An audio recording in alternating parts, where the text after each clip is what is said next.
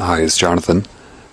What I want to do today is expand upon some concepts that I've put out there for people so that there's a little bit better of an understanding behind what I'm trying to relay to you. Number one question, why am I drawing upon the teachings of Christ? If I never met the guy and I don't know if he existed, right? Why would I do that? I never did meet him. I don't know, what really happened as far as a detailed, written down history. So why do I pull from it? Why am I talking about him? Based upon what I am learning individually. You see, I was protected from religion and the Bible. Never read it.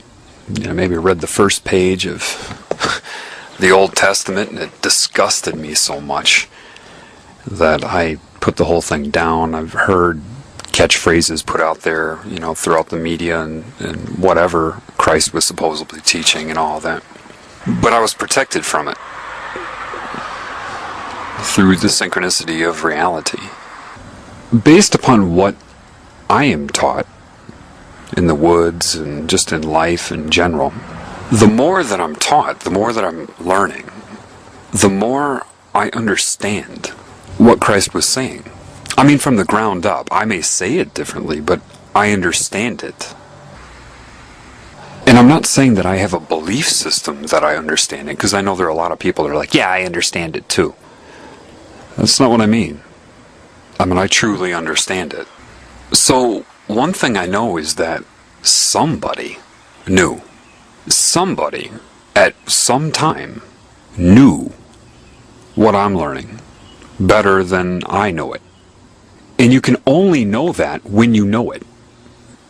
You see, I don't know if the name is Jesus. My instinct says that's a deity used to possess people. Do you accept Jesus in your heart? And then that's a willing contract because you aren't aware enough to question who Jesus was. See, phonetic symbols have meaning.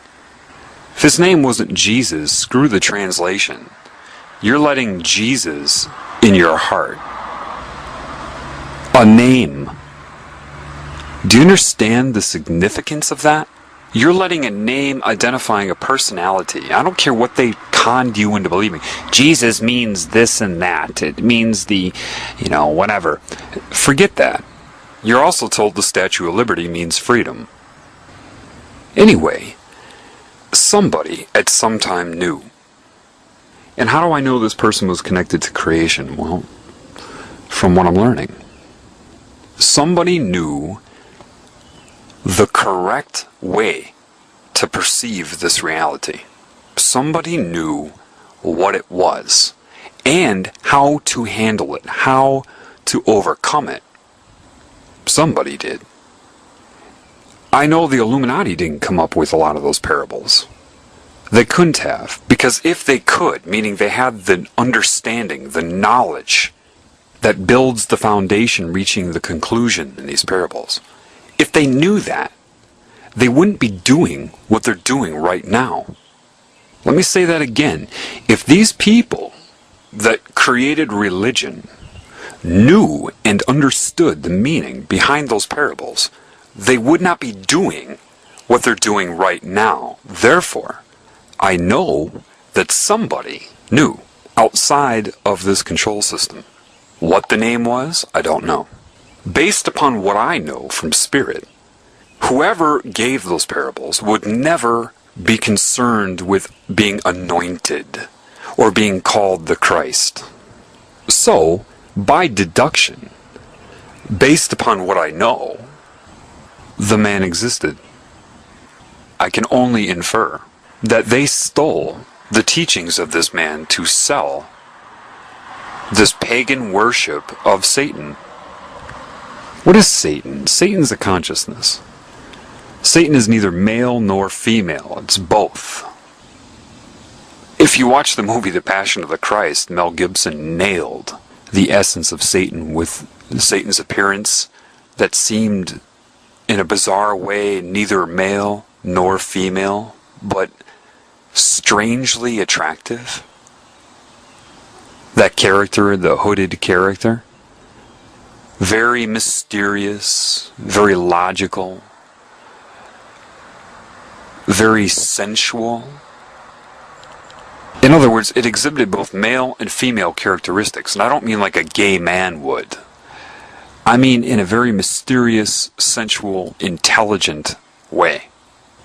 That's what you're dealing with. So it will be male to those who want to perceive it as male, and female to those who want to perceive it as female. It is neither, and it is both. Here's the problem with the Bible. Think of riding a bike. Imagine writing a book about riding a bike. You lay it all out, a really thick book, telling you the nature of the bike and how to ride it, how to balance what the bike is, what you should do, where you can go, how to properly ride a bike. And you give this to people, and they've never ridden a bike, but you make them memorize the book, forwards and backwards. There's thousands of pages in the book about riding a bike, and they all memorize it real well. Imagine also in this book that the people who wrote it did not want you to ride a bike. So, because they don't want you to ride the bike, they have to be the authors of a book on how to ride it. Does that make sense? I mean, logically, that would be the strategy, would it not? If you want to control people and keep them from being able to ride a bike, then you have to be the one in charge of all the information about the bike and all the instructions on how to ride it. So what you're going to do is you're going to mess it up. Imagine adding things in like, to properly ride the bike, you have to make sure that you lean all the way to the left. And remember, you're not good enough to ride the bike. You don't really deserve to ride the bike. And the bike is angry with you, and you're going to have to beg the bike for mercy, and the odds that you're going to be able to do it successfully are almost nil. But memorize the book anyway. And you have all kinds of contradictions in this book. But the people can't argue with the contradictions because they've never ridden a bike. And then say somebody comes along who's ridden a bike. And this person goes up to somebody who's memorized a book on riding a bike, but has never ridden one. And you get into a conversation about the bike. Now, you've ridden one, it's natural to you. But this person has been forced to memorize a book with fear and shame and guilt about the whole thing on how to ride a bike, but they've never done it. I guarantee you that you would get into an argument. It would probably go something like this. Here, let me take a look at your book. I've ridden a bike, let me just take a look at it. You start reading through the book, and you're like, whoa, hang on a second. And they say, what? You say, what is this? Lean all the way to the left? Sir, you would fall if you did that. No.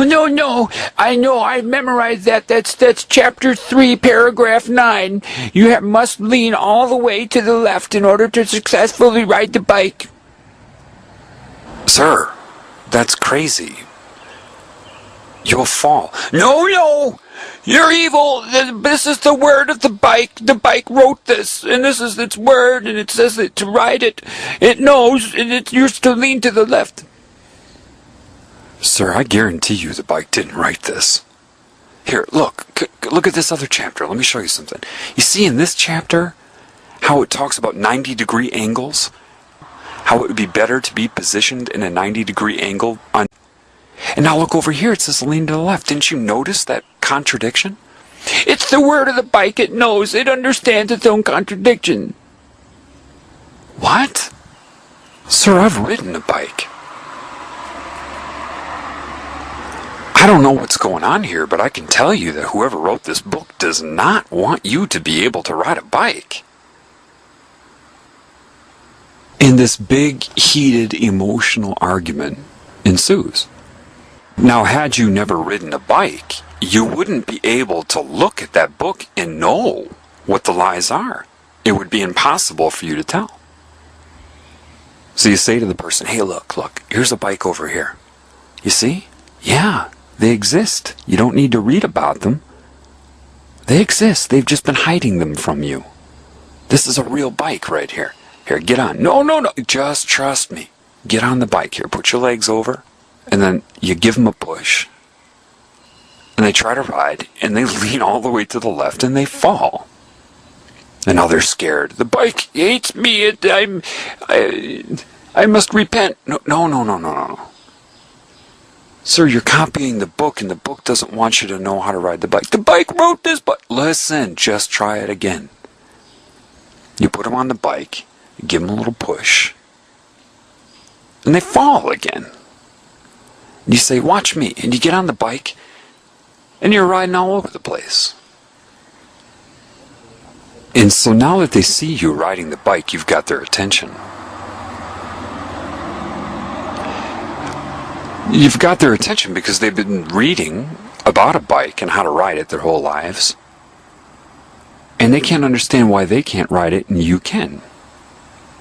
Maybe they think there's something wrong with them or something wrong with you.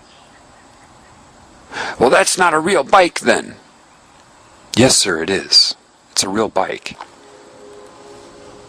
Just try it again. And so you put them on the bike and you say, let go of the book. Trust yourself. Listen, you won't believe this, but you were designed to ride that bike. That's your very design, and the book is keeping you from knowing that you naturally know how to ride it. Forget the rigidity of this book. Trust your instinct and try it again. So you put them on this bike, and they make it 20 feet before they fall. Oh my God, I did it! That was fun! Yeah, that's your design. Do you know that as a bike rider, that's what you enjoy the most? Did you feel controlled when you were riding that bike, or did you feel more free than you've ever felt in your life? Now, of course, the authors of the book and the people that promote the book get pretty angry when they find out about this. You're blowing their whole scam out of the water. That's no good to them, right? Because you see evidence of the bike around, but you've never ridden one, they need to create that book to include the evidence, but tear you away from it at the same time. Well, this is a metaphor, of course, and I can tell you something about Christ. He was a bike rider, and he rode the bike. And he was trying to get all of you to ride the bike. Instead, they're trying to get you to ride him.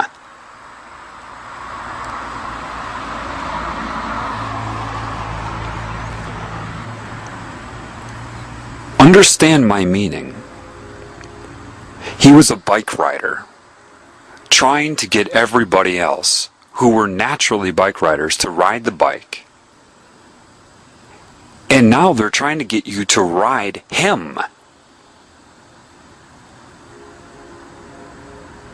Let me ask you something.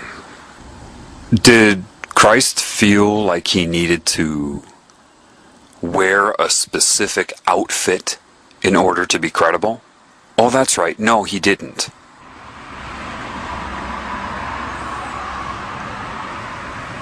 What book was this man regurgitating from? Oh, that's right. No book. He didn't need a book about riding bikes because he already knew how to do it.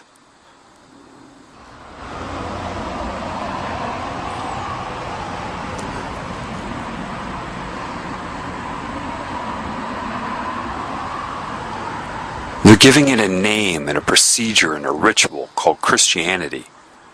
What name did he give it? Oh, that's right. No name. You see, in the Bible they even tell you, watch out for people who give long, extended sermons for praise on their outer persona. It's right in there. But with mind control, which is what religion is, people cannot allow themselves to see the direct contradictions. I mean, the Old Testament is absolute crap. It's pure mind control. I mean, come on, man. The table was 3 cubits high and 2 cubits wide, and it's all sacred geometry. It's crap. What does that have to do, descriptions like that, and family lineage have to do with the spirit? Not one thing. Not one. It's all channeled. The parables, you have to understand that the knowledge he had is non-translatable. In other words, if you read a book about riding a bike, you can read it all you want. You can memorize it forwards and backwards and dedicate your life to that book. Someone puts you on a bike, you're going to fall. Period. Reading a book about riding a bike is not the same as intuitively riding a bike. And they know that. They know that all too well, you see, because Satan controls religion, and it loves it. It loves that you're memorizing this book on how to ride a bike. Do you understand? That's Satan's preference.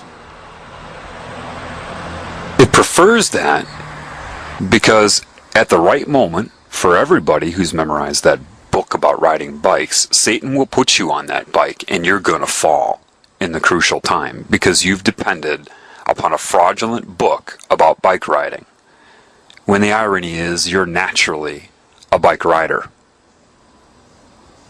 It's like a coach. We've all seen this, where you have a player with natural talent on some sports team, and you get some bullshit coach that comes and tries to force the player with natural ability to follow his structure.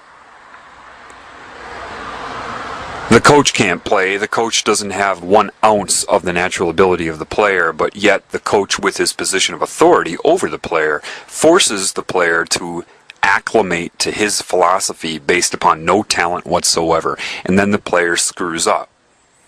The player becomes mechanical and rigid and can't perform the same way.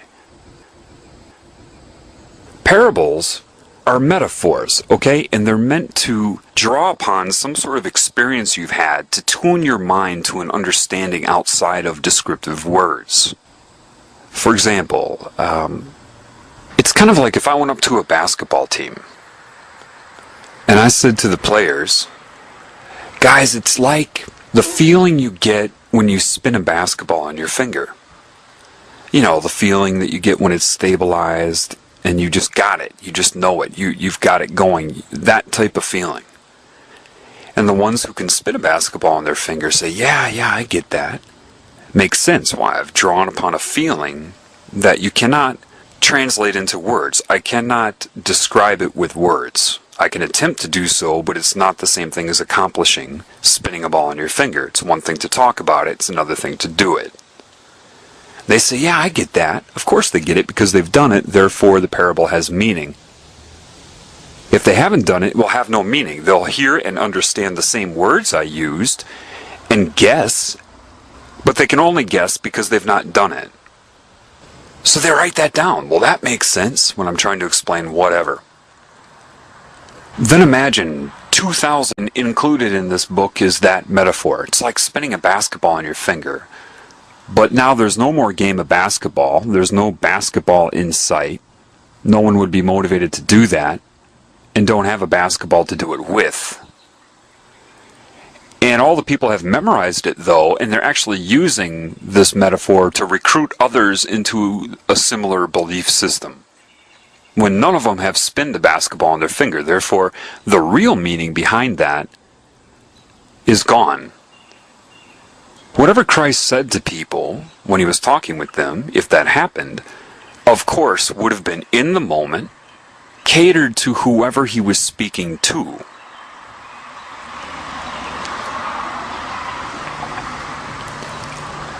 In addition, he was able to shape what he said. Remember, the people, if they did write it down, and I don't know how he could talk that fast and have them write it down, but nevertheless, they would take Cliff's notes, you know what I mean? They would have their experience and write it down based upon what he said. But what he said was describing what they were feeling with him. The understanding they got when he was speaking it, in that moment, in that time. So he went on using parable after parable, metaphor after metaphor, because you can only bring people to the truth with metaphor. You can't tell them the truth with metaphor like I just explained. So he'll try it again. It's like this and this. It's like this and this and this. To try to tune the mind to an experience that would be close, because you know what it's like to ride a bike, so you try to draw upon something they might have done that would assist them, that the rules and regulations of control are keeping them from knowing. You work with what you got. That's what metaphors are. An attempt to work with what you've got, with understandings that you know exist in the people that you're trying to bring to a different understanding. Does that make sense? The problem is, the majority of these used car salesmen everybody calls priests, is that they're not qualified to teach you about spirit. You've been told that they are, but they're not. Do you understand that they are practicing occult Satanism, whether they know it or not? Some of them were probably indoctrinated into Catholicism. Others were indoctrinated into Satanism and are posing as Catholic priests. Either way, they're recruiting and manipulating people with it. And if somebody does know about the occult side of it, they're not going to tell you anyway. So you have to know the truth in order to be able to see this. They're not qualified to teach you about spirit. Why? Because even if their intentions are good, they've learned about God from the Bible. And probably at an early age, so it created this rigid filter we call a belief system, trying to filter everything they experience through this indoctrinated belief system. These people aren't qualified to teach you about spirit any more than somebody's qualified to teach you how to ride a bike who's only read a book about riding a bike, and a fraudulent one at that, and has never ridden one themselves. They're not qualified. But because the mind control is so stiff and so strong, and there's so much fear of the unknown attached to it, the people that desperately want to ride a bike but have been programmed with this would rather kill somebody who can show them how to ride the bike because of the fear and the mind control, which is what happened to Christ. Those people didn't do a thing about it. When you get these high priests that killed him, and they say, well, no, the Romans killed him. The high priest didn't kill him. Yeah, they did. What they did with Christ is no different than what they did with Lee Harvey Oswald.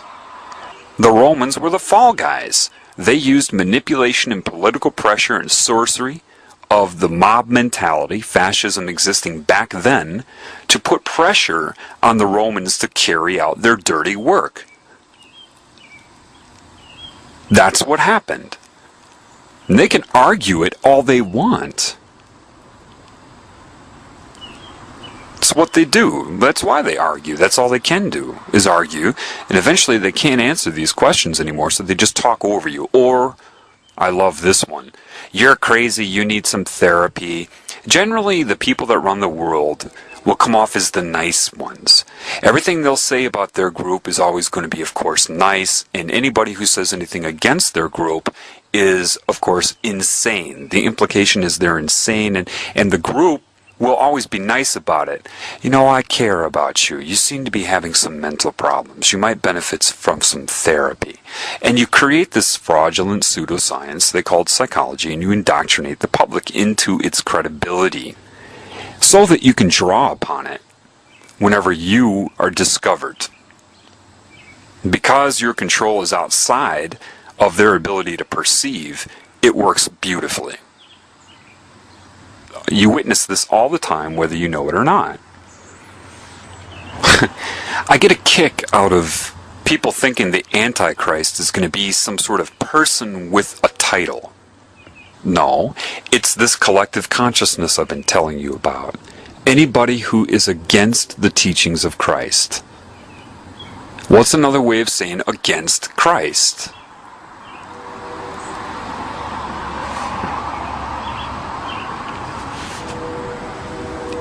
Antichrist.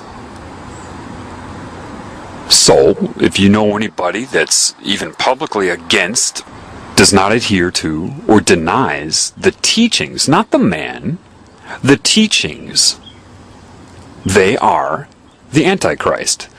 The rise of the Antichrist, if I said the Asian flu is on the rise, I'm not talking about one individual virus, I'm talking about the collective strain, including all of the viruses in that strain. Do you understand that?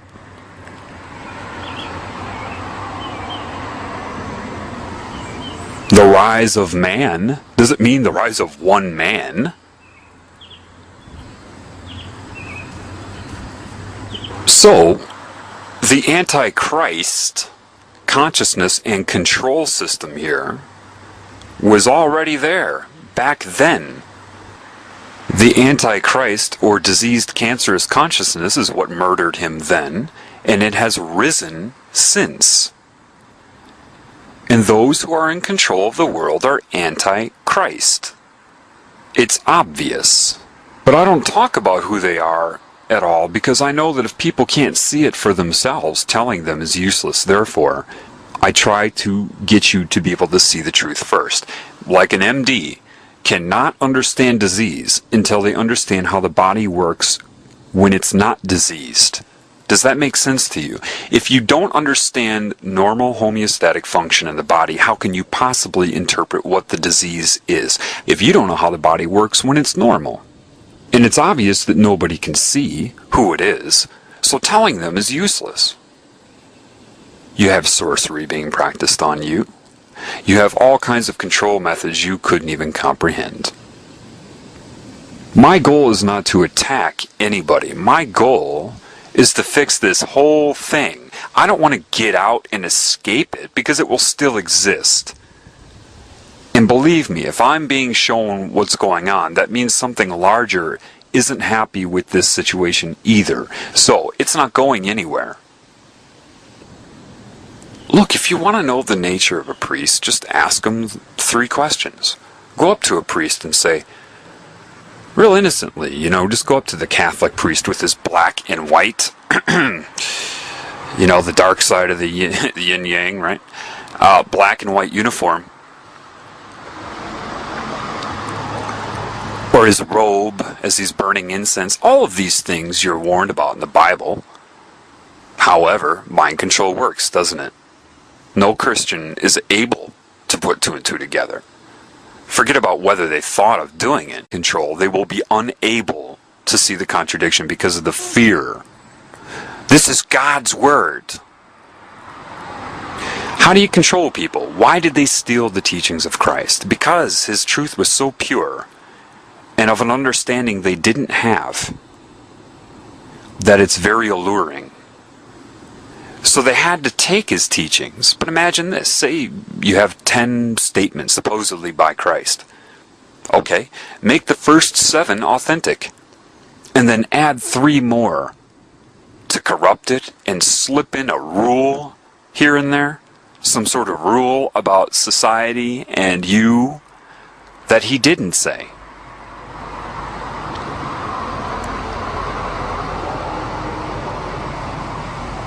That's how you do it.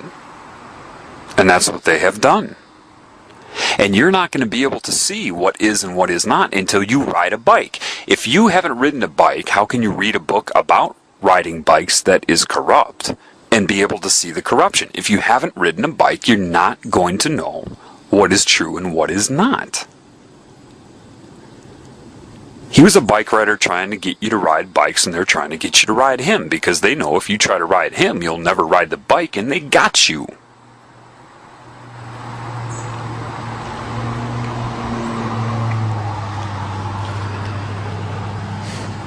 Why do you think he said, "You'll be forgiven if you deny me"?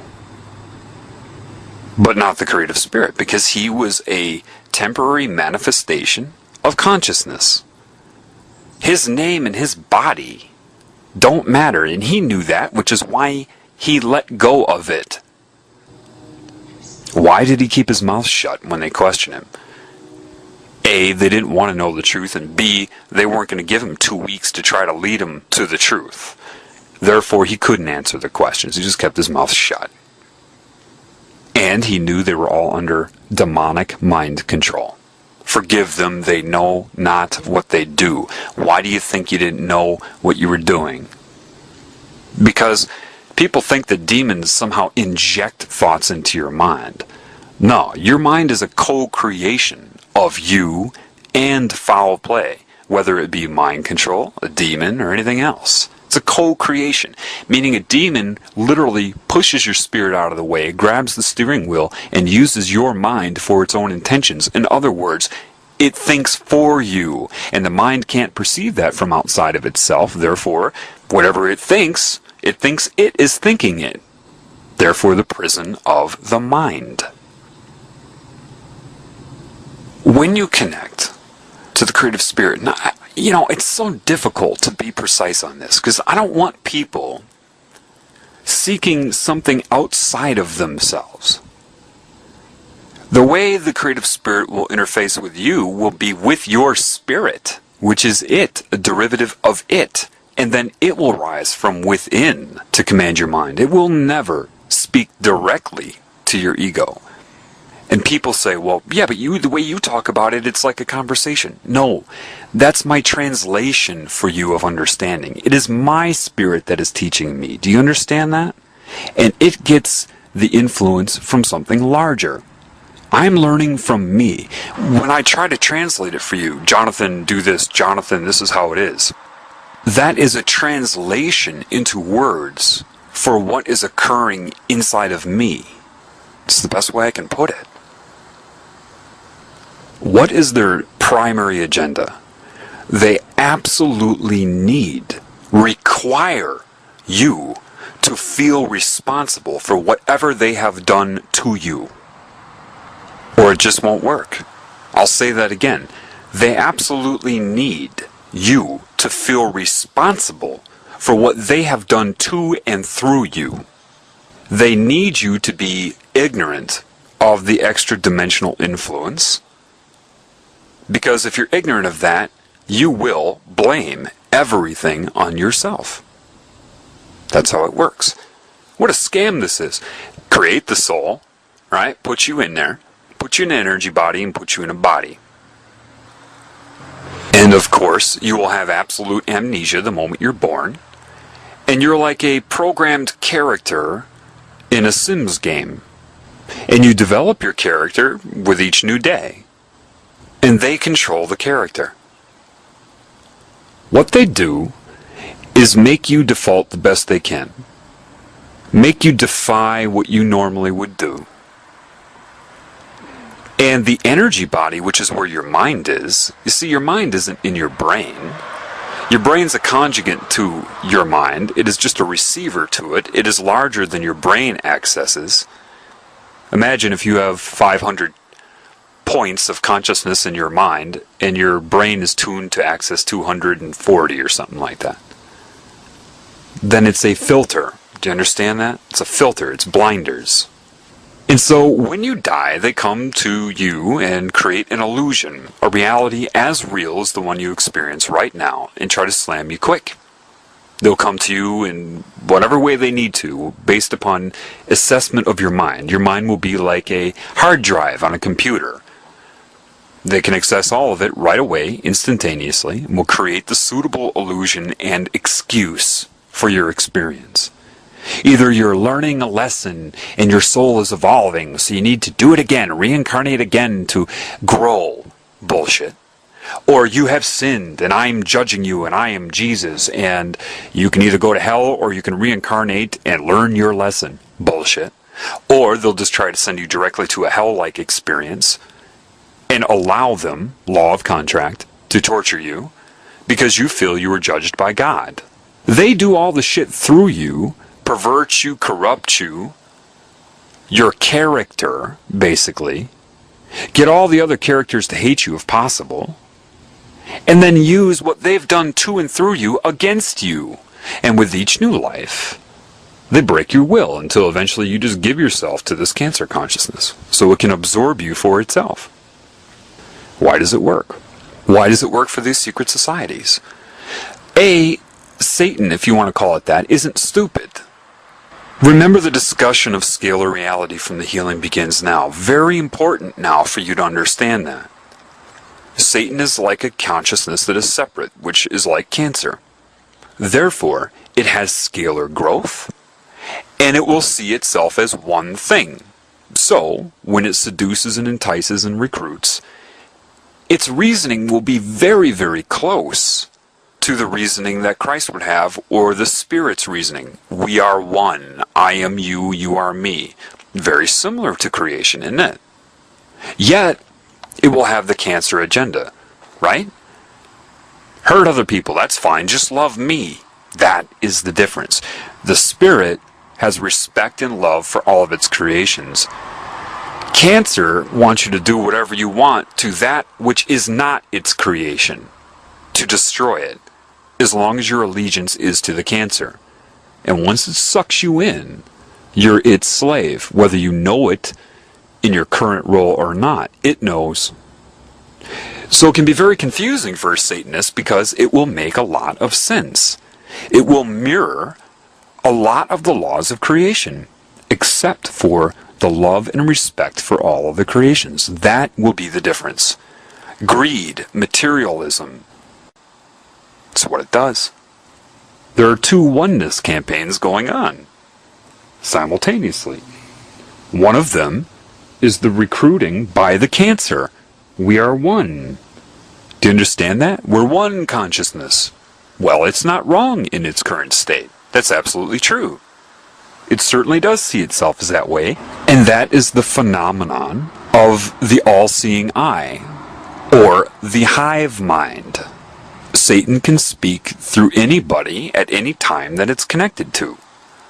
So can the Spirit, which is the conflict.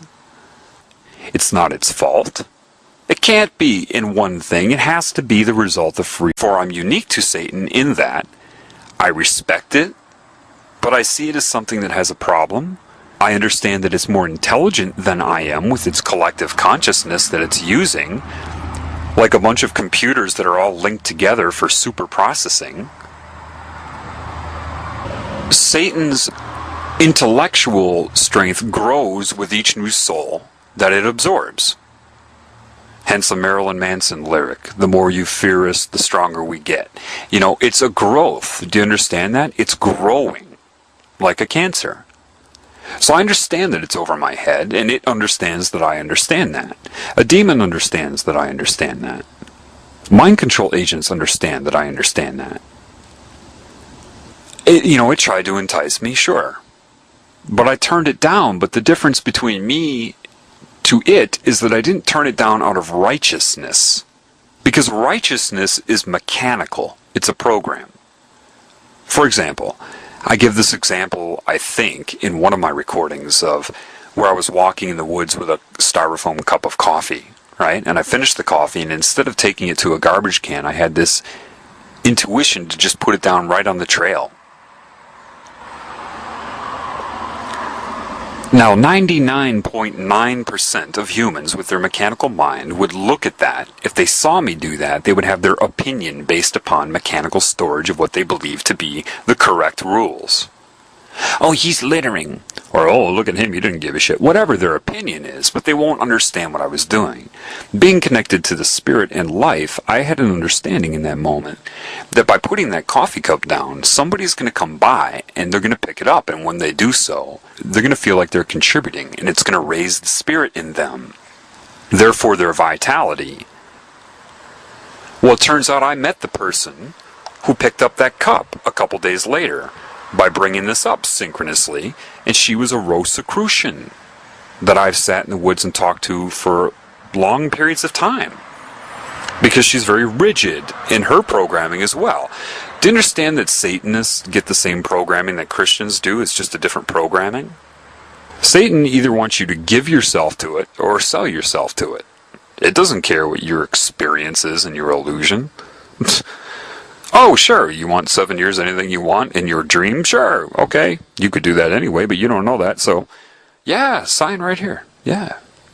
Or accept its judgment as God. The Spirit will not judge you. It knows that you can't work without its guidance. Your design is to do that. Therefore, If you're disconnected, it knows you're not going to work correctly. Therefore, you must assess this world with truth.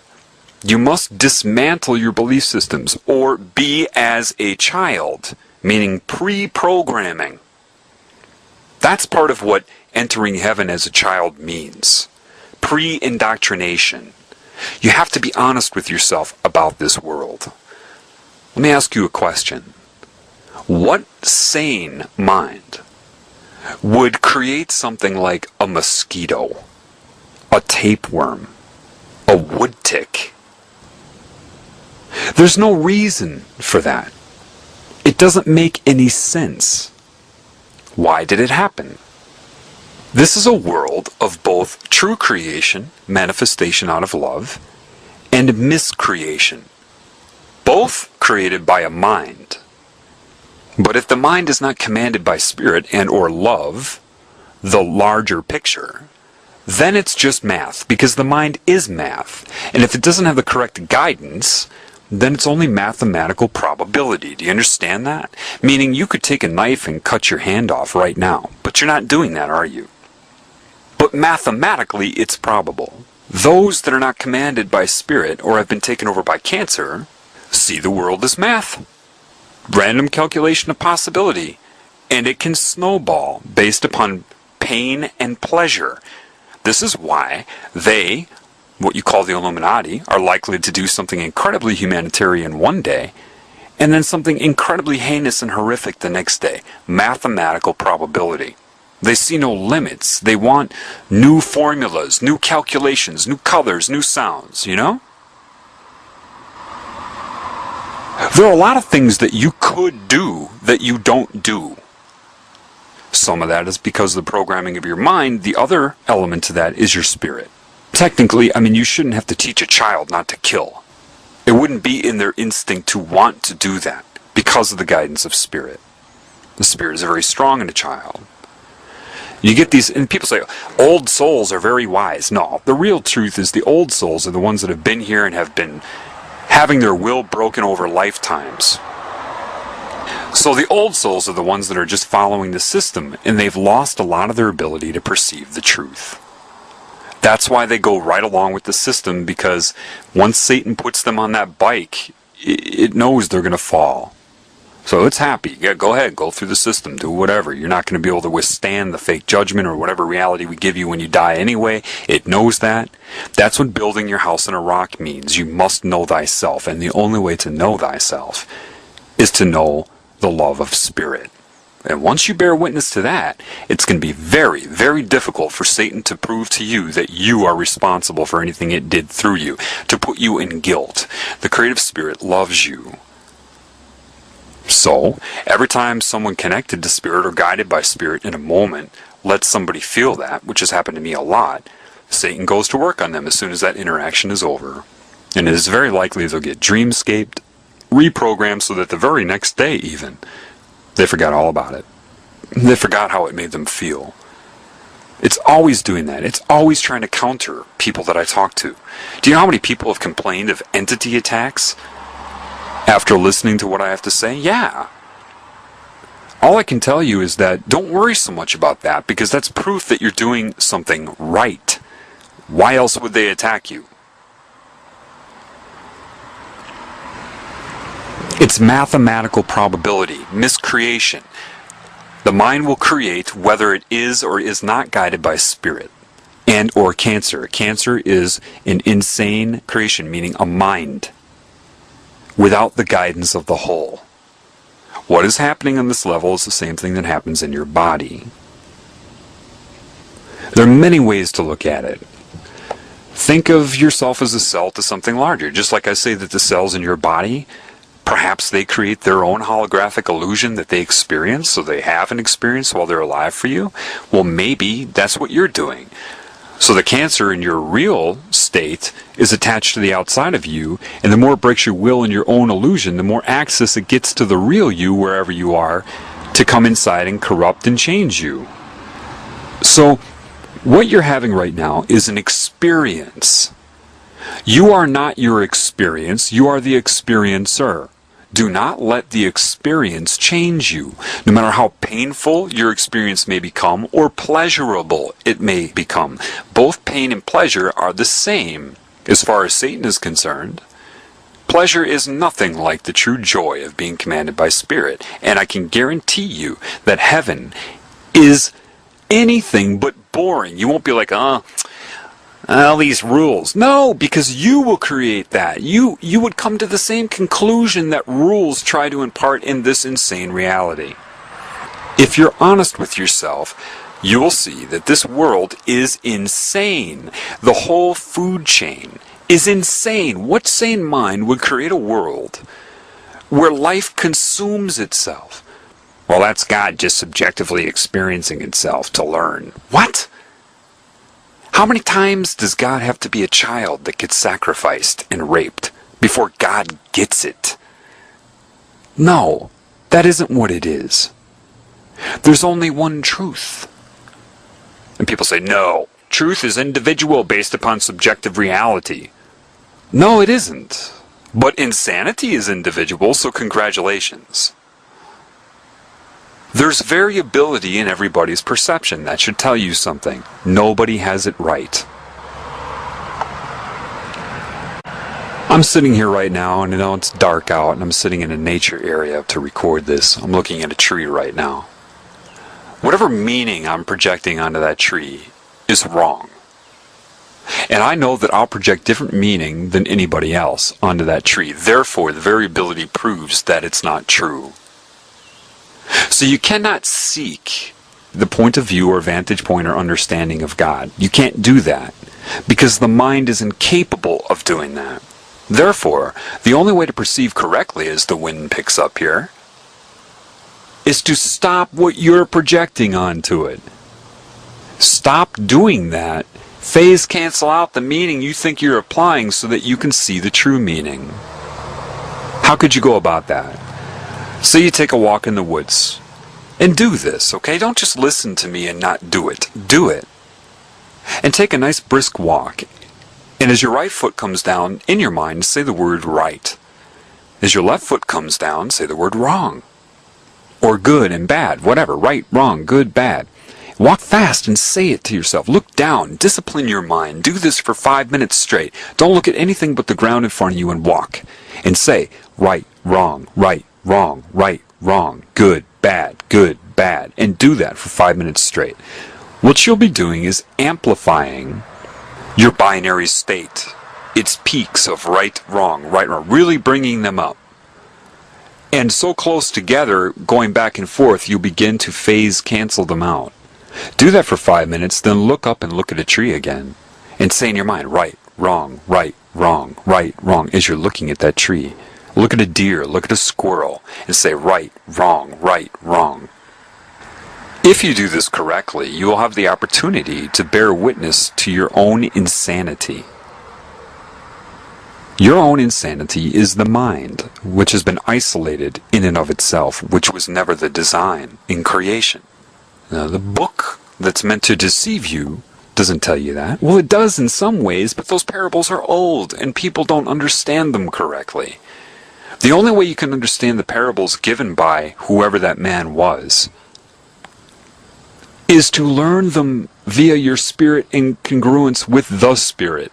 Gain the knowledge so that you can look at the book and see what is true.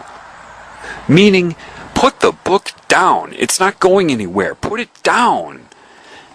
And don't do it ritualistically through words.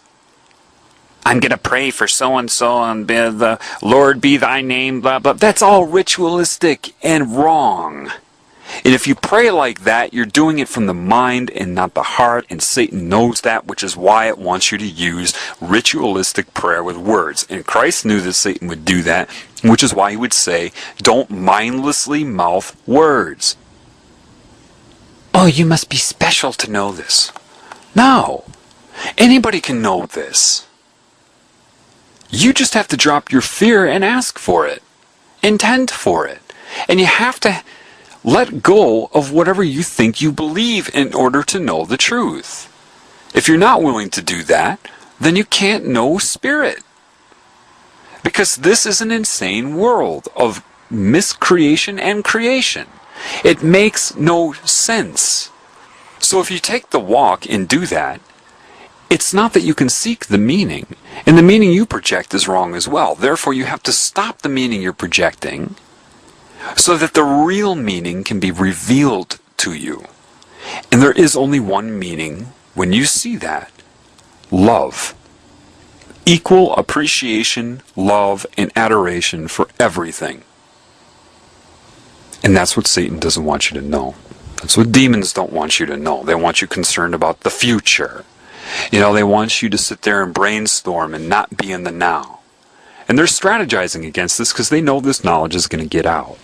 That's why you would see the movie Love Guru with Mike Myers, right? Comedy is the #1 vector for mind control because it puts you in a pleasurable state and you're focused on the joke, and therefore they can slip in so many messages and you'll associate their messages with pleasure. They make fun of the idea of being here and now with comedy. Every truth that is true in that movie, they make fun of it as if it's corny and stupid, and that's the whole intent of that movie. You see it as comedy, expression of a comedian to get some laughs, because you don't know how over your head these movie producers are and what is controlling them. If you want to call it Satan, Semiramis, whatever, ISIS, the serpent, it doesn't matter. And it recruits them and tells them how much it loves them. Do you understand that evil is going to come in the name of love? You think it's stupid? It's going to come in the name of hate? No. The #1 thing that evil will push on you is love and how much it loves you.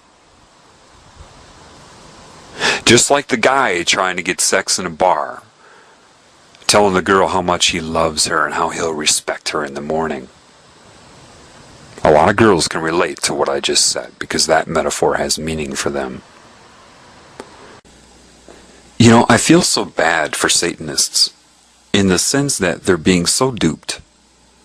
Do you realize that a lot of the truth that is used about creation, life, the elements of reality, a lot of that used to solicit them into that religion is also the teachings of Christ? How ironic that they draw upon the teachings of Christ to turn those against Christ by, once again, taking credit for the teachings of that person or anybody else that was connected to spirit. Lilith, right? All the different names for the serpent. Fine, let's call it Lilith. Just love me. Do whatever you want, just love me. And I'll love you back. There's a difference between using psychic manipulation to enhance your feeling of pleasure, the tingly sensation that it uses, that Satan uses, and true love. And the irony is this. A lot of these people that are worshiping Satan, with whatever name they choose, with whatever form Satan is using to seduce them, when they feel love, that's the love of God. But because you can't discern that with all of this confusion here, Satan just takes credit for that. Yes, that was my love. It reminds me of, the movie Coming to America, where that Soul Glow guy, the guy that was on ER for a while, that played Soul Glow. Eddie Murphy makes this huge donation to her cause. She didn't know who did it, so she just assumed it was her rich boyfriend. And she just thanked him. Somebody put a large amount of money in the donation box. Assumed it was him, and he said, he took credit for it.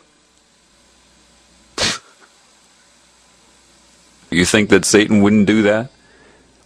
Another movie, Fast Times at Ridgemont High, when Brad Hamilton takes the flowers that he didn't buy and gave them to his girlfriend, saying that he did it. How many people do you know take credit for things that they didn't do? People that plagiarize do it all of the time. They don't give credit to whoever they learned it from. They just say it like it's their own idea. There's an excellent scene in Good Will Hunting I think I'll put in right now to demonstrate the insanity of plagiarism. Oh, hello. Oh, hello. Hi, how are you? Fine. So do you ladies, How often? do I come here? I come here a bit. I'm here, from time to time. Do you go to school here? Yeah. Yeah. Let's see. So I think I had a class with you. Oh, yeah? What class? History. Maybe. Yes, I think that's what it was. You don't necessarily might not remember me. I like it here. It doesn't mean because I go here I'm a genius. I am very smart. Hey, how's it going? How are you? Good, how you doing? You want it? I don't. History. Yeah. Just history? It must have been a survey course then, huh? Yeah, it was. It was surveys. Right. You should check it out. It's a good course. It's going to be a good class. How'd you like that course? Frankly, I found the class, rather elementary. Elementary. I don't doubt that it was. Yeah. I remember that class. It was just between recess and lunch. Clark, why don't you go away? Why don't you relax? Why not go away? I'm just having fun with my new friend, that's all. But you gonna have a problem? No, there's no problem here. I was just hoping you might give me some insight into the evolution of the market economy in the southern colonies. My contention is that prior to the Revolutionary War, the economic modalities, especially in the southern colonies, could most aptly be characterized as agrarian pre-capital. All right, of course that's your Hang on a contention. second. You're a first-year grad student. You just got finished reading some Marxian historian, Pete Garrison probably. You're going to be convinced of that till next month when you get to James Lemon. Then you're going to be talking about how the economies of Virginia and Pennsylvania were entrepreneurial and capitalist way back in 1740. That's going to last until next year. You're going to be in here regurgitating Gordon Wood, talking about, the pre-revolutionary utopia and the capital-forming effects of military mobilization. As a matter of fact, I won't, because Wood drastically underestimates the impact Wood of social drastically underestimates the impact of social distinctions predicated upon wealth, especially inherited wealth. You got that from Vickers. Work in Essex County, page 98, right? Yeah, I read that too. Were you going to plagiarize the whole thing for us? Do you have any thoughts of your own on this matter? Or is that your thing? You come into a bar, you read some obscure passage, and then pretend you pawn it off as your own idea just to impress some girls, embarrass my friend? See, the sad thing about a guy like you is in 50 years you're going to start doing some thinking on your own, and you're going to come up with the fact that there are two certainties in life. One, don't do that. And two, you dropped 150 grand on a fucking education you could have got for $1.50 in late charges at the public library. Yeah, but I will have a degree. And you'll be serving my kids fries at a drive-thru on our way to a skiing trip. Yeah, maybe. Yeah, but at least I won't be unoriginal. Basically, Satan plagiarizes the spirit. To recruit, to entice, to seduce, it plagiarizes the spirit, the creator. So anyway, all its symbols are everywhere. The color blue, the color purple, butterflies. Butterflies are a huge symbol of Satan, the transformation from what you are into what it wants you to be. So it's subconsciously putting that image of metamorphosis out there. Understand that. That's why butterflies are very much associated with porn stars. Catholicism is pure Satanism. The problem is you shouldn't need to be told that. You should be able to see that. Priests that come out and need their audience and admiration in their temple. Why does God need a temple, a building? What? It means nothing. But they get off on that because everybody gives the priest their love. I gotta be nice to a priest so I get into heaven. They don't give anything back. They just absorb the love, which is what a lot of spiritual, quote, gurus do. They absorb your energy through admiration. That's what they're doing. So the best advice I can give to you is overcome your reality. That doesn't mean numb yourself to this world. It doesn't mean don't appreciate it. To be you, you're going to have to be able to appreciate everything. If you see something that doesn't make sense, rather than getting angry at it, look at it the way a doctor would look at a patient. See it for what it is, an accident, a problem. Understand it. The idea that animals need to consume each other and other life here is ridiculous. That's why people that try to do everything right here cannot. But they're conned into thinking this is normal here.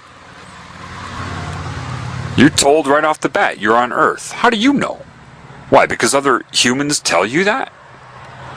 They've told you that's where you are, that this is life, the food chain is normal, biology says so. How do you know that? You're trusting everything you've been told. If your instinct, which is valid, tells you that doesn't make sense, you're right.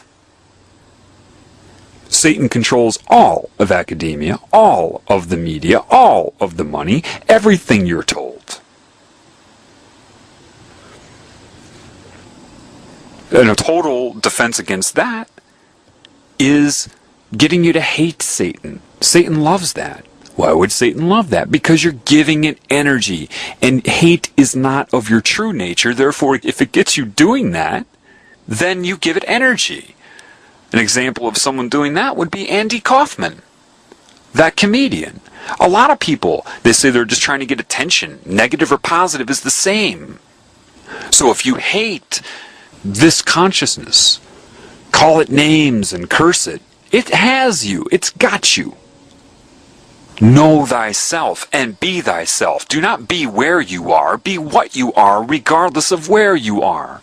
And the only way you'll know what you are is reconnecting to what you are. Which means you're going to have to dismantle the ego somewhat. Not the mind, just the ego. Meaning, what's the proof that a mind is useful here? Well, to make the decisions, to navigate through the illusion. The fears of the mind, but spirit overrides that. If you go into your backyard and walk up to a little bird's nest and say that bird has little babies in it, you being 80 times the size of the bird, try it. Try it. Walk up to the bird's nest. That little bird, 1/80th of your size, will stand up to you. Home of the brave, it'll stand up to you. And more times than not, the human will run, cover their head, and be freaked out. Look how freaked out people get by a little bee. Because, see, to protect the babies, it has a natural understanding of the intrinsic value of their lives and its life. But if there were no babies in that nest, the bird would fly. It would flee, proving it was able to make a mental decision. So Satan will try to get you to abandon the mind altogether. Why? Because there is truth in the fraudulent nature of your ego. So it knows that truth will come out, so it has to amplify that and exaggerate it beyond usefulness. Get rid of the whole mind. Become a robot. Or I love this one, the spirituality of love in the form of dissociation, bliss. Don't talk to me so firmly. You're putting me on a negative vibration. What?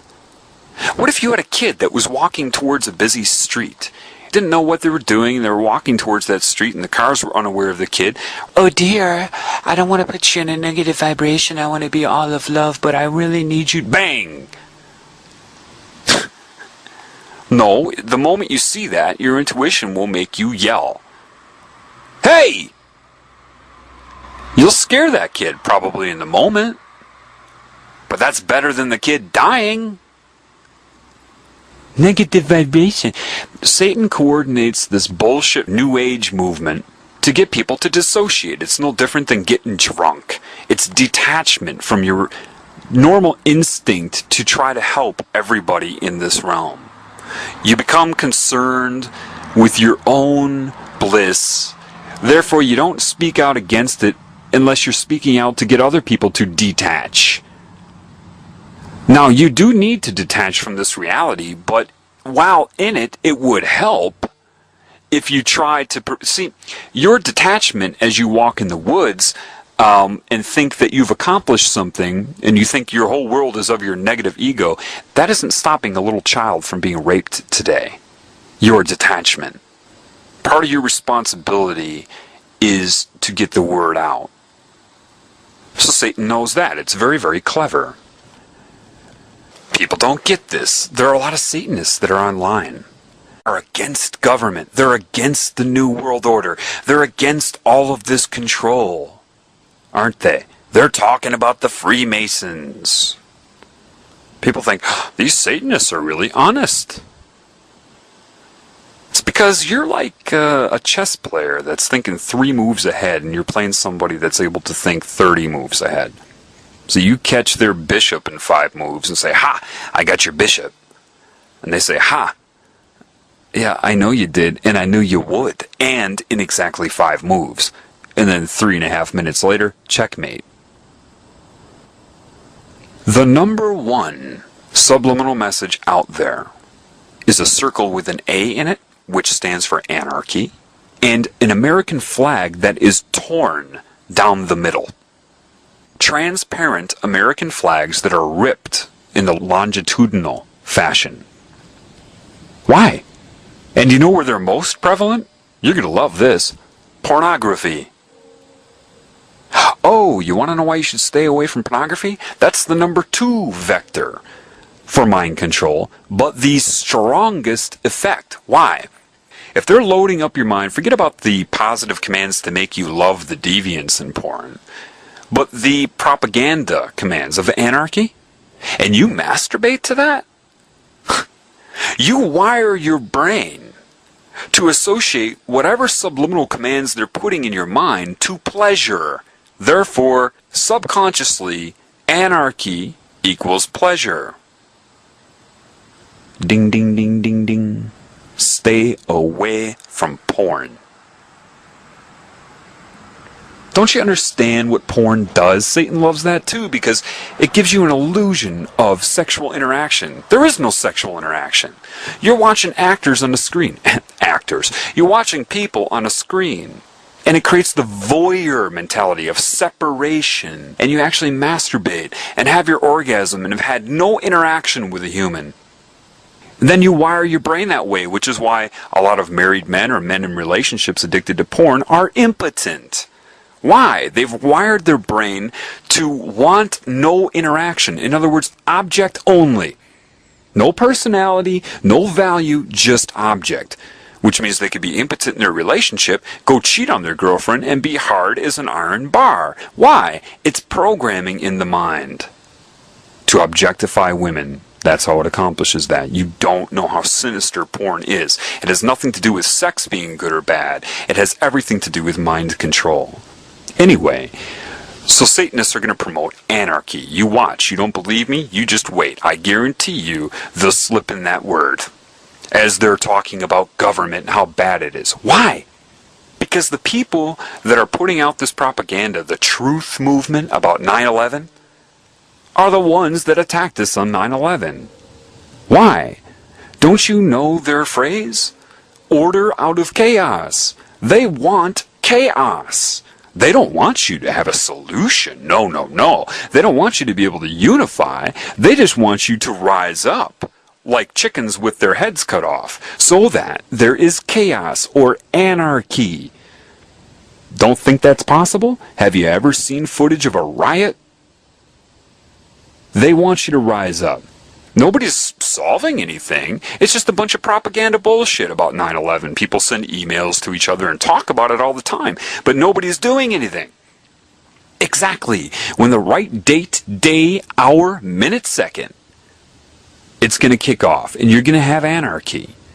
So that they can bring in foreign troops, most probably China, to, quote, restore order out of chaos and attack the United States. To restore order, of course, and then dissolve the border between Canada and Mexico and bring in your wonderful American Union, loaded with electronic mind control and all of the trimmings. Hopefully that'll clear up for you why Satanists would appear to be on your side, fighting for the freedom of your rights. They're puppets of Satan. Remember, in the name of love, in the name of what's right, that's what they're going to do. Therefore, listening to somebody like me telling you the facts will not help you, because if you can't see that for yourself, then telling you will do nothing. It will do nothing for you other than load up that left hemisphere of your brain and accomplish nothing. I'm telling you, connect to your spirit, inside, dismantle the ego and intend for that, the love, and then you will see. I didn't read what I'm telling you anywhere. You've got to resist the anarchy, which will be very difficult, but that's what they don't want, is a calm approach to what's happening. That is their worst nightmare. They need chaos for order. These people have a history of pointing their fingers at themselves. They did it when they switched from dictatorship to hidden hand. They're doing it now. They're exposing what's happened on 9/11 through these fake underground truth movements. You know, I got cut off on a radio show that was supposedly people fighting for the truth in this country. The very moment I started talking about mind control, the music came on, and I have it on tape. Let me play that for you quick so you can see how fake these movements are, how fake this truth propaganda is. When you touch the truth, you get cut off. His program, this one is also very interesting, but I see that you're covering more legislation and law. Is that right? Yeah, we're covering how to kick public officials' behinds.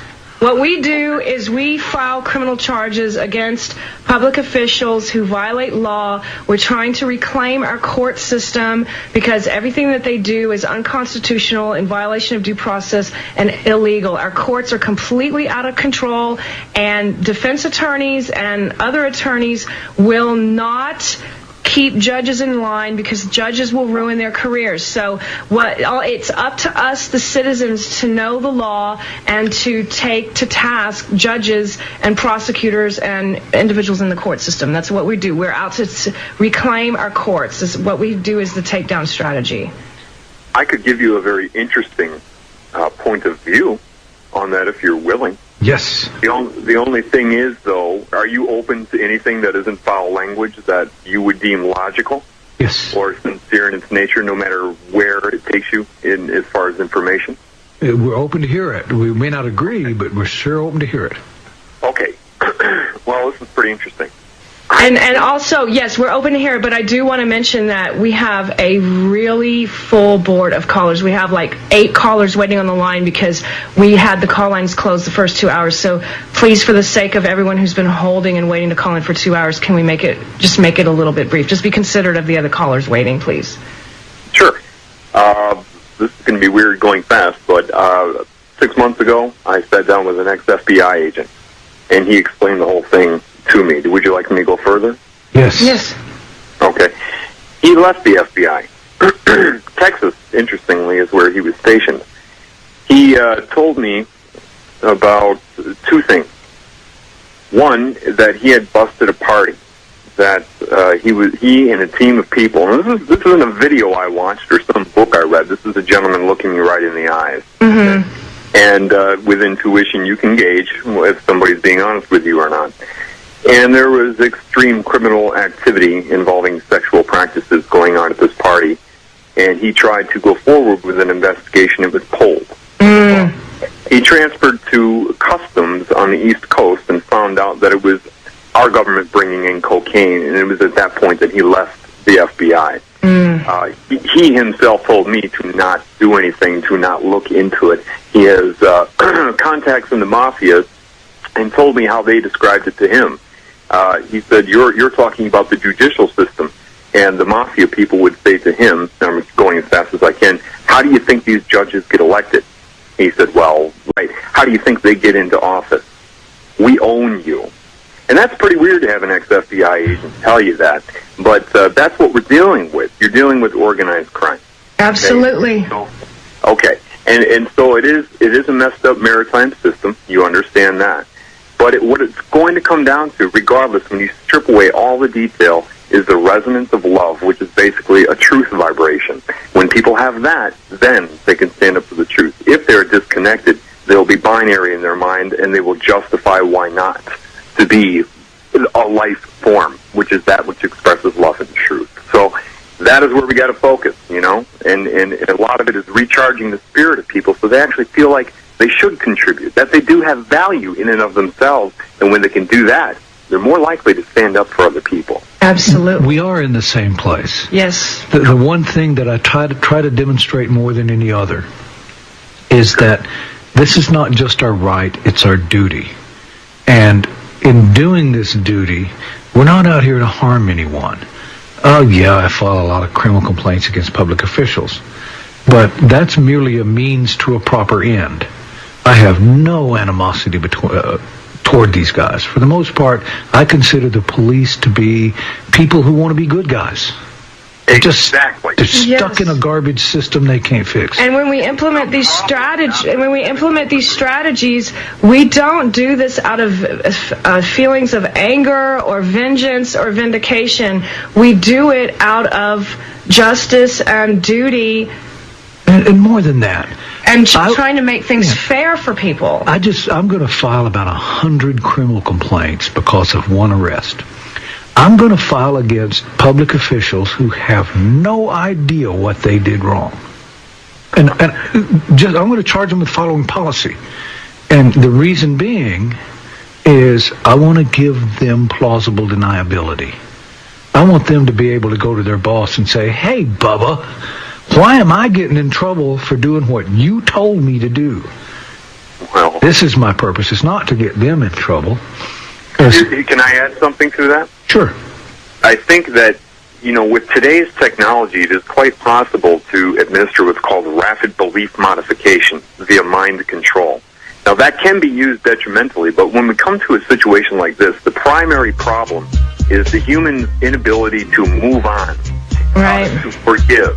And that is what this group, this elite group, is also considering, is that if these things come out, can we forgive? Well, now we're in a situation where if somebody wants to point their finger at somebody for committing a crime, we can say, okay, well, let's just take you into this room for 2 weeks, and we're going to reprogram. Okay, listen, we need to go to break. We're going to break in 2 seconds. We'll be right back. Anyway, the second thing that's been on my mind, it could very well be that Christianity and a lot of these religions were designed, their very purpose, thinking this many moves ahead, designed to fail. How? Why?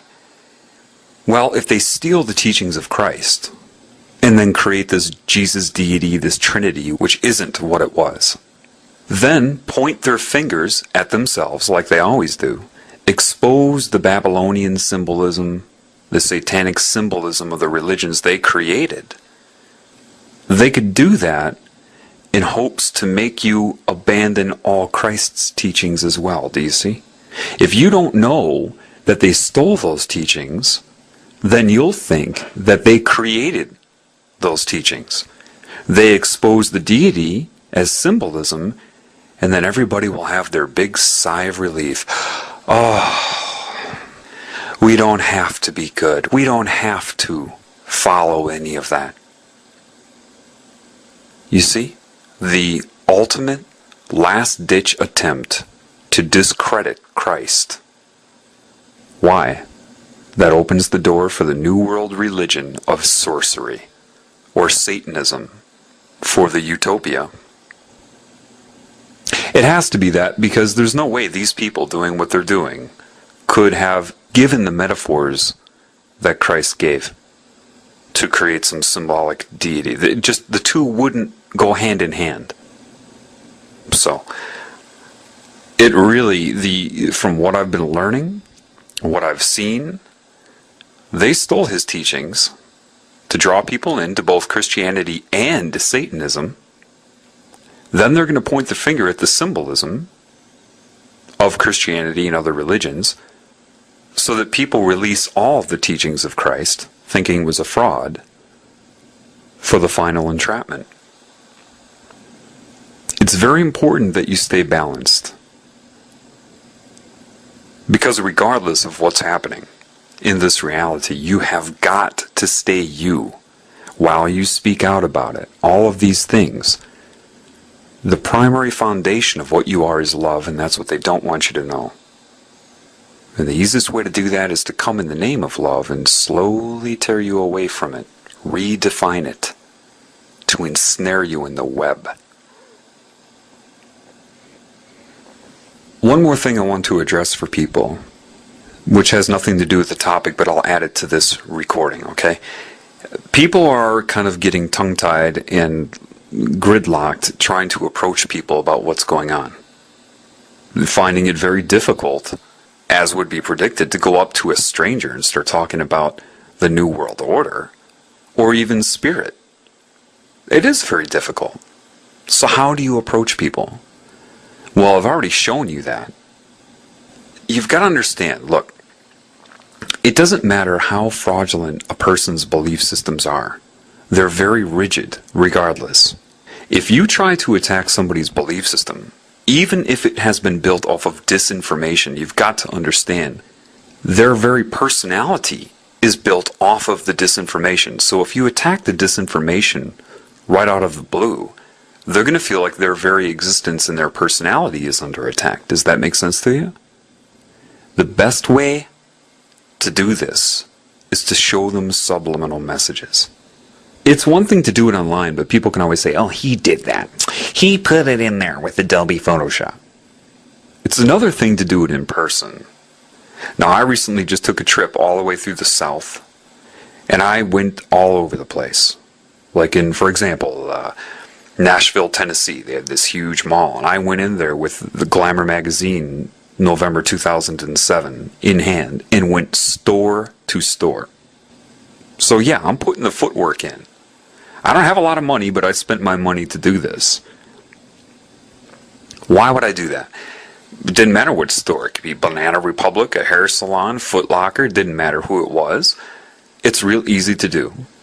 Listen, if any of you have the social skills to communicate where you don't come off as intrusive or imposing on people, you're the people that are needed to wake up.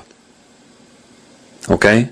Because then you're going to be able to approach people in a sincere way and feel comfortable doing it. And that's very, very important. So that's something that I have the ability to do, and I'm doing it. I walk in, all I say is, hey, you want to see something interesting? Now, who doesn't want to see something interesting? I'm not going to come and say, you're all under mind control, the New World Order. Yeah, they're going to look at me like, what? I'd say, you want to see something interesting. They say, what? I say, well, I'm just doing a little survey on perception. They say, huh? I say, yeah. And then I just give them a very simplistic understanding. I say, imagine, what I'm looking at is how people's minds are shaped, and I want to test you and see how perceptive you are. What are you able to catch? So now people are competitive. They're interested. Then I go through the conscious mind and subconscious mind thing. I say, recall. I say, you know what the subconscious mind is, right? And usually they'll say, yeah, whether they do or not. Say, remember that the subconscious mind is that which the conscious mind will access for the meaning it's going to project onto its reality. And then I say, well, let me just show you something very basic. And then there's a primary manipulative thing on the cover of that magazine where they have that paragraph-shaped 2 huge 9s, of course, upside down 6s, correlated with Mariah's breasts. 99, and then underneath that, little, then underneath that, weighs 2, read by the subconscious mind, waist, right? To make over your home, and it's shaped like a woman in a dress. They put it right next to her. And I ask people, I put the magazine down in front of them. I say, how do you perceive Mariah Carey's body? Usually they say curvy. She's not curvy at all. She's very large, very big boned, okay? But because of that and how they position her on that, people perceive her to have an hourglass figure. Then I show them the paragraph, and they're like, oh my God. I say, that's primary, but there's also secondary and tertiary. And I show them the hidden words. I say, imagine with Adobe Photoshop if I took like a paintbrush function and started writing, but made the ink like 97% transparent. Make them understand, you see, right on the threshold of conscious perception. So that your subconscious mind, which sees everything, will see it. But your conscious mind won't unless you know that it's there or are looking for it. I take a little paper clip, so I have a real fine pointing device, and then I show them the word obey and sex and all of that. I show them sex on her face and in various places, and people are like, oh my God. Of course, if it's the first time they see this, it shocks them. And then I show them where there's a paragraph that says Mariah's new attitude. I say, look at this paragraph. it's left justified except for the word new. Why would they pull the word new all the way over? And then I show them to line the N up above the UDE in attitude, nude, all the subconscious things. Make them understand. That's why they get you all playing crossword puzzles and stuff in the newspaper, to condition your mind to see forward, backward, up, down, left, right. All right, so the subconscious will follow suit. But right above that, hidden, is blatantly obvious 2 words. God, G-O-D, lies, L-I-E-S. Now, people, it's one thing to watch an internet video where somebody highlights it for you, but you're not fully trusting it because you don't know whether they did it. It's another thing to do it in person with a magazine they know you didn't make. You see what I'm saying? There is no doubt when you do it in person. There is no way for them to say, you did that. You know, the little minds trying to argue on like, you did that. You're just predicting. You know, you're not going to go through any of that. They're in shock, you see. What you've done is you've made them see for themselves, which is irrelevant of their belief system because they can't deny it. And guess what? They want to know why. They're going to want to know why. Sex is all over the page. Seek sex. Satan is good. God lies. They're going to want to know. And because they can see it, that energy has risen. That's when you've got to clearly point them in the right direction. Now they're open to spirit, and that's where you can make sure they understand that these people control religion as well. And this is where you can completely pull someone out of their paradigm. I do it all of the time. I went store to store in many different states. I'm not sitting around on the internet sending emails back and forth. I'm going out there in the public. And the best way to approach them is to show them how their mind is being circumvented and the messages that are being used. Just last night, I went into a gas station's a good place to do it. I showed a girl 2 days ago, and the next day I came in, she said, well, what can you see on this new magazine? There was a new Glamour magazine. I said, oh, okay. Well, I grabbed it and looked, and within 20 seconds, 666 is right on her nose, but spelled out. S-I-X. I mean, blatantly on the July issue of Glamour magazine, right in the bridge of her nose, is clearly S-I with a dot over it, X. And then 6 is underneath it, and underneath that. And she's like, oh my God. Because, you know what I'm saying? I can grab any magazine and do it. That's very important. And then everybody that came into the gas station, I said, excuse me, both males and females of all different personality types, every single one of them saw it. Some people came in, and I showed them that, and then I made them understand that that's happening. People would be like, wow, thanks for opening my eyes to that. 15 seconds of my time. Why? 100th monkey. 100th monkey. Get it up there into the collective subconscious. Every attempt helps, so that people know what's going on. For example, I went into this restaurant called Noodles and Company. I was sitting there waiting for my food, and they had this big poster with asparagus on it. This big piece of asparagus, right? Phallus. I'm like, oh, I'm sure the word sex is on there, and I looked at it. About 4 or 5 seconds, there it was, transparently written. I went up and made sure it was there. Then I called one of the employees over. I quickly told her about the conscious, subconscious mind. Told her about Adobe Photoshop and Imagine writing something very transparent. I said, there's a word right here, and I pointed to it. But I didn't tell her what it was. I just said the words there. And then she did the typical reaction. Oh my God! Yeah. What's the word? Oh, sex?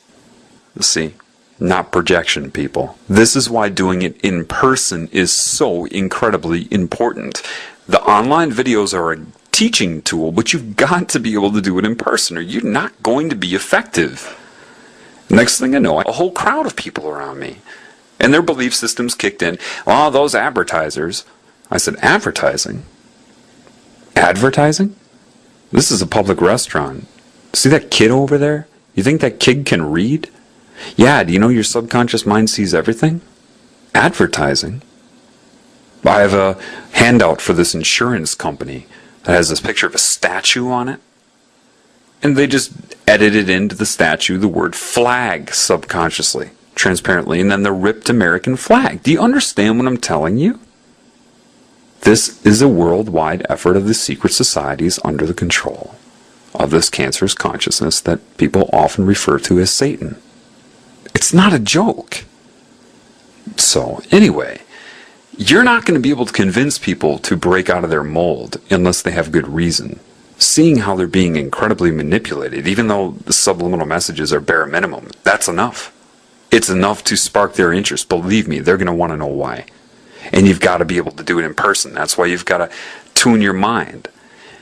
The best way to see subliminal messages clearly is to stop projection, meaning don't project any meaning onto it. Don't look for the word sex.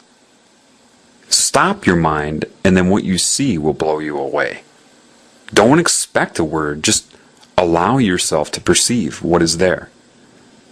Most people always keep their eyes moving. Imagine, think about it. When you're looking at a painting, you're not looking at one fixed point where the negative image starts to form. So you're always looking around the image. And you're not allowing for secondary and tertiary segregation of signal, of image. Look in one point, blank your mind, and allow patterns to come out. That's how you do it. Once you learn to do it, like playing guitar, you get better at it. So good that you can go into any situation, grab a piece of literature, and within minutes you can find something that you can use to show people and they will see it. And that's very powerful. Because they're not going to be like, you did that with Adobe Photo. They can't. Do you understand? They can't. They're not going to argue with it. Because it's real and it's there. So, I just wanted to put that out there. The best way to approach people is in a casual way. And just show them the subliminal messages and let their interest decide. Some people are going to be very blank-minded and they're going to ignore it. Let them go. Other people, when they see that, you don't have to approach them with anything. And please, people, don't direct them to sites about gray aliens and all these. No. Start with knowing thyself. If you don't know yourself, how can you know what's happening around you? It's very important, okay? So anyway, I wanted to throw that out there in some of these concepts. I know, again, it's a lot to take in, but I had to put this out there for you. Alright, so that will end this particular upload. Thanks for listening.